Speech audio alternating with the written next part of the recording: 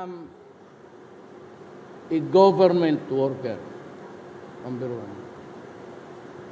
Panagsara mo kita mo gamit kong pangag presidente only to emphasize and to make it clear para masabtan ko inyo.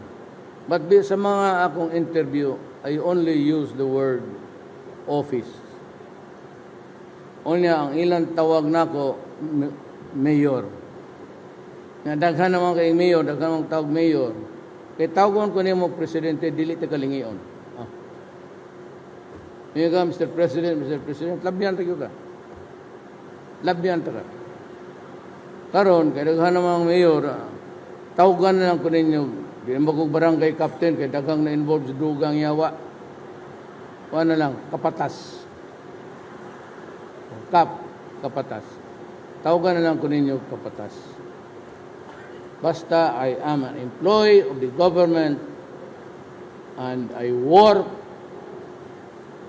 to protect the people.